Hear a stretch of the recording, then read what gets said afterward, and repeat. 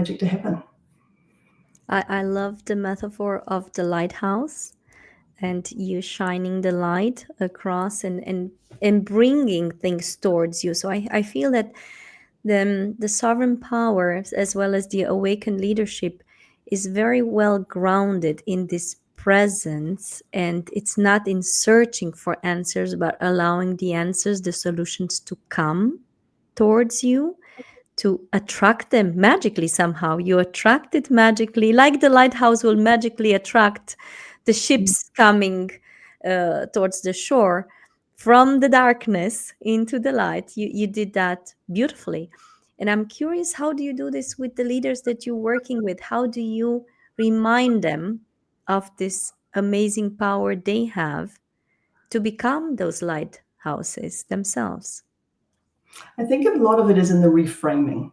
Okay, people come to you and they think that the issue that they have is chaotic, or it's no one can solve it, or they're the only person that can deal with that because they are the leader, right? They're the top of their game. And I work with celebrities, I work with sports people, I work with corporate people, I work with people in creative arts. Everybody really, when it boils down to it, has a very similar issue at the very top. And it's very hard to be at the top.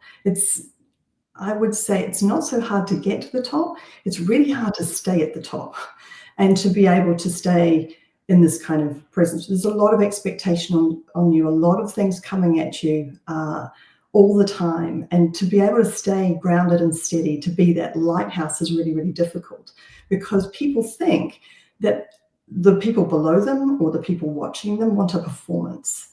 And so we often go into performance because it's easier, right? Yes, I'm going to do this. Have a look at this. Gosh, and we go into ego. And we go into ego and performance. And before long, we can't keep up with our own expectations and our own ego. It gets really tough.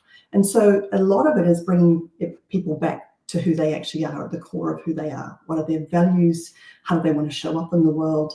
All those things. It's very, very key for leaders to actually just to bring them down and just to bring all of that ego away, strip them of their title in the moment. I don't care about anybody's title at all.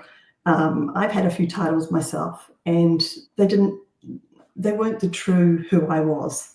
I think people get so excited about titles and all these different things. And for me, it's more about presence. And so I think the key moment for me, and it came in the corporate world, was and in broadcasting, and in the corporate world, was those moments when I resisted being reshaped in that room.